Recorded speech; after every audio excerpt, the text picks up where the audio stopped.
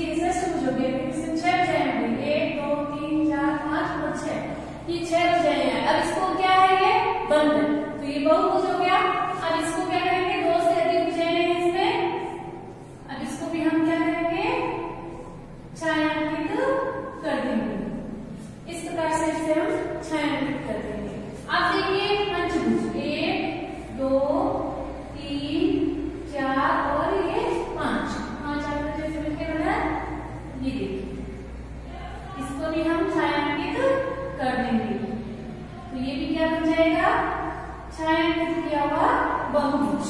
इस प्रकार से यहाँ पे कोई भी बहुभुज खींचिए, यानी कोई सा भी खींच सकते हैं। यहाँ पे ये नहीं किया हुआ कि पंचभुज कीजिए या षष्ठ कोई सा भी आप इसके अंदर छायांकित करना है तो आपकी जितनी मर्जी हो, जैसे 9 भुजाएं लेके बना सकते हो, 8 भुजाएं लेके बंद आकृति बना सकते हो और फिर उसको अंदर से छायांकित कर सकते हैं।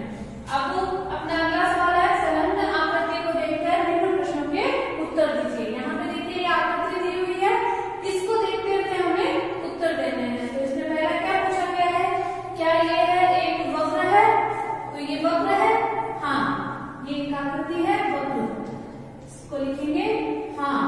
और दूसरा क्या ये बंद है, तो आप देखिए इसकी कितनी भुजाएं, 1 2 3 4 5 6 7 8 भुजाएं हैं, पर ये क्या है बंद, यहाँ क्या हो जाएगा हाँ, ये भी क्या है बंद आकृति है।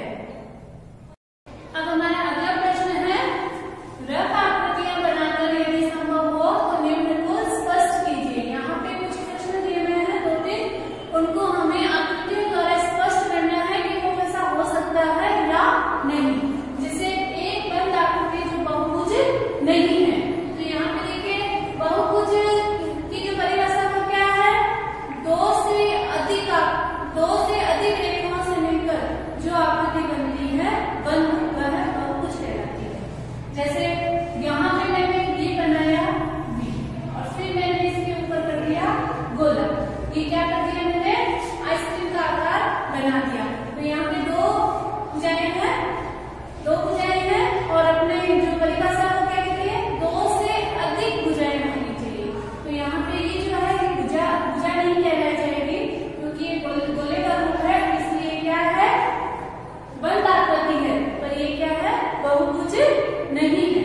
जैसे कि अपने प्रश्न में पूछा गया है कि एक बंद आकृति बनाओ जो बहुभुज नहीं है, तो यहाँ पे क्या किया हमने बंद आकृति बनाई है, पर वो क्या है बहुभुज नहीं है। दूसरा प्रश्न है केवल रेखाखंडों से बनी हुई खुली आकृति बनानी है रेखाखंडों से। तो यहाँ पर देखिए ये रेखाखंडों से बनी हुई है और ये भी क्या है रेखाखंडों से मिलकर बनी हुई है, 1 2 3 4 1 2 3 4 है ना, पर ये क्या है खुली आकृतियां हैं, बंद नहीं है, रेखाखंडों से बनी हुई खुली आकृतियां।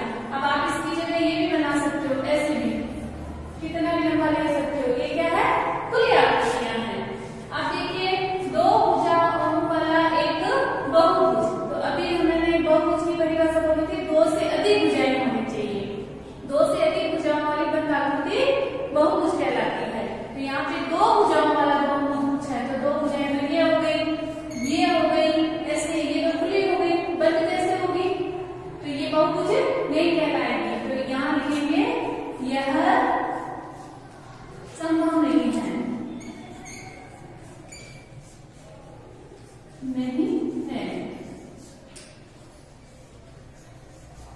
क्यों संभव नहीं है, क्योंकि 2 भुजाओं से अधिक भुजाएं